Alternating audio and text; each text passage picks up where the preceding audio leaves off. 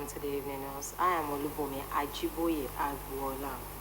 President Bola Tinubu has arrived in Rio de Janeiro, Brazil, to attend the 19th Heads of State and Government Summit of the Group of 20. According to reports, President Tinubu has attended the 2024 G20 Summit as the organizers invited representatives of the African Union and the European Union. He was accompanied by the Minister of Foreign Affairs, Yusuf Tugar, the Minister of Livestock Development, Idi Mukhtar Meha, and the Minister of Arts, Tourism, Culture and Creativity, Anato Musawa. Others are the Minister of the State for Agriculture and Food Security, Dr. Aliyu Sabi Abdullahi, and the Director General of the National Intelligence Agency, Ambassador Mohammed, among others. The President is expected to hold bilateral meetings on the sidelines of the summit on the advancement of Nigeria's socio-economic reforms. Meanwhile, President of Brazil, Lula da Silva, is hosting the 2024 G20 Summit, having held the group's rotating presidency since last December as its tenure ends at the month end. Meanwhile, the chairman of the House of Representatives Committee on Renewable Energy, Mr. Afam Ogene, has called for accessible and equitable policies, including tax breaks and vocational grants to empower youth in renewable energy in Africa, particularly Nigeria. Ogene who made the call today alongside other stakeholders at a side event co-hosted by the Committee on Renewable Energy and a Netherlands-based knowledge platform include at the ongoing conference of parties COP29 in Baku, Azerbaijan, where world leaders gathered to discuss climate change issues. The lawmaker also advocated the inclusion of youths and legislators in conferences and workshops where issues involving policies on climate change and energy transition are discussed. He said the event underscored the importance of crafting policies that resonate with young people to improve their skill-based employment opportunities in the renewable energy sector.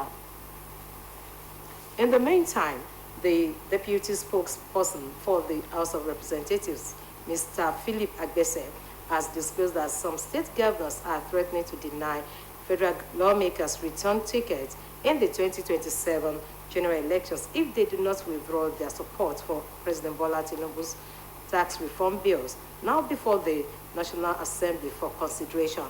Agbese also disclosed that the lawmakers will engage the chairman of the Presidential Committee on Fiscal and Tax Reforms, Taiwo Oyedele, and other renowned tax experts on the bills. He, however, stated that in spite of the threats, nothing would make him and his colleagues change course, provided the bills are targeted at revamping the economy. Recall that the President transmitted 4 tax reforms bills to the National Assembly for consideration following the recommendations of the Oyedele-led Tax Reforms Committee. The bills include the Nigeria Tax Bill 2024, which is expected to provide the fiscal framework for taxation in the country, and the Tax Administration Bill, which will provide a clear and concise legal framework for taxes in the country and reduce disputes, among others.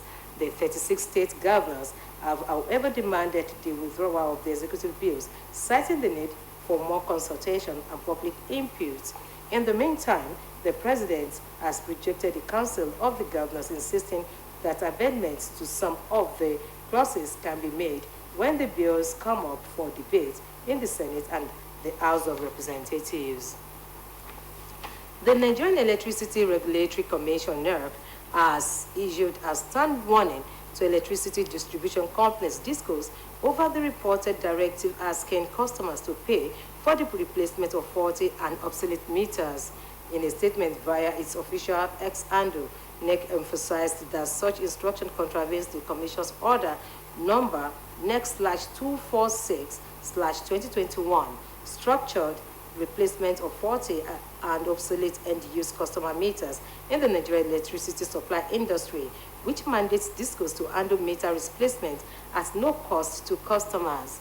According to the Commission, the order prohibits the forced migration of customers with faulty meters to estimated billing systems, clarifying that if a meter is deemed faulty or obsolete, it is the responsibility of the DISCO to replace it free of charge, provided the faulty meter is not due to customer negligence. The announcement followed the growing customer complaints and alleged non-compliance by some discos as they raised concerns over being forced to pay for replacement, a practice that NEC describes as illegal and unacceptable. The Commission restates its commitment to protect customers' interests and rights by ensuring compliance with established regulatory standards and enforcing regulatory penalties for non-compliance by its licensees. It also urged affected customers to report non-compliance cases directly to the Commission through phone numbers and email addresses provided to enable swift action against any disco violating the order. The Niger Delta Development Commission, NDDC, has tied its 1.911 trillion naira budget to 1,006 legacy projects in the 9 states of the Niger Delta. The NDDC disclosed this in a statement by its Director of Corporate Affairs, Selede Thompson Wakama, adding that its current leadership approach to development and collaboration was yielding results as exemplified in the completion of 5 legacy projects. It explained that its performance in driving development in the region encouraged the National Assembly to approve its 2024 budget, noting that the appropriation is a product of a participatory process that involved all the major stakeholders in the Niger Delta.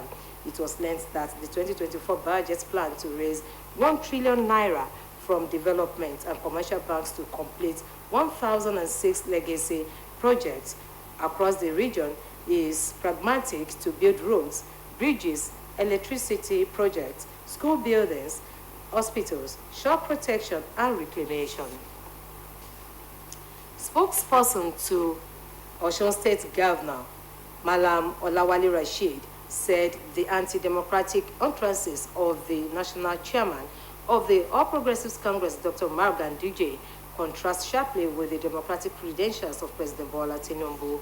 Malam Rashid disclosed this to journalists in Osogbo, the state capital, while reacting to a statement by the APC leader on the political affairs in Osun State, particularly Osun Governorship Election 2026. The spokesperson to the governor said Dr. Ganduje has no respect for history with an agenda to destabilize the Southwest Zone and create a crisis for the president at the home front.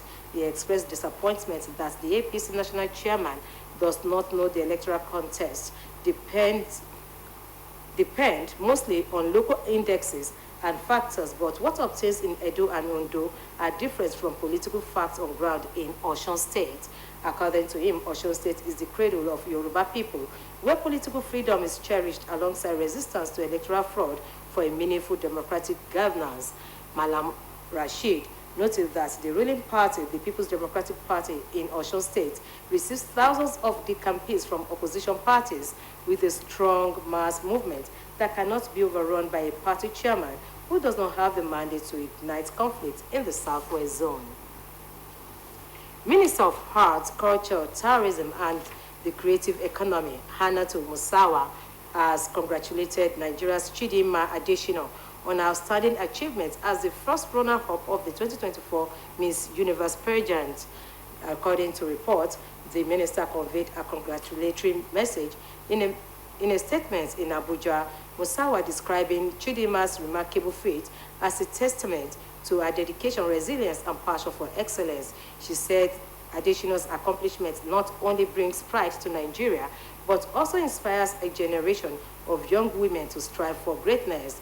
As first runner-up, Adesina won a $100,000 cash prize, a 1-year lease on a luxury apartment in New York, a $3 million diamond-encrusted crown, connections and contacts to start a successful career in modeling and showbiz. The grand finale of the 2024 Miss Universe was held at the Arena CDMX in Mexico City, with Adesina finishing second, while Miss Denmark Victoria Tvig clinched the highly coveted crown.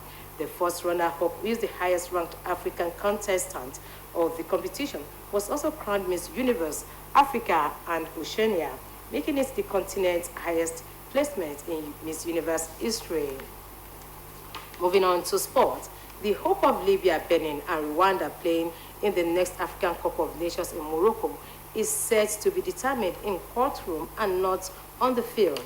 The Court of Arbitration for Sport has accepted the appeal of the Mediterranean Knights of Libya after CAF dropped them 3 points and 3 goals for the maltreatment of Nigeria's Super Eagles players.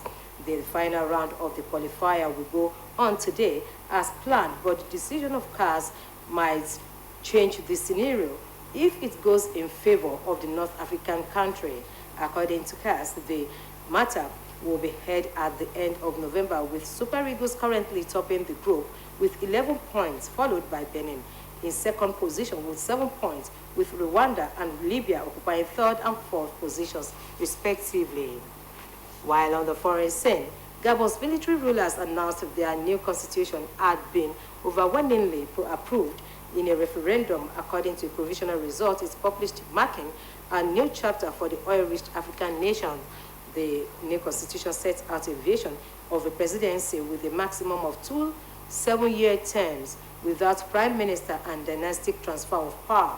The constitution also requires presidential candidates to be exclusively Gabonese with at least one Gabon-born parent and have a Gabonese spouse. And that ends the evening news on OSBC TV. Do join us at 7 for the major reports. Good evening.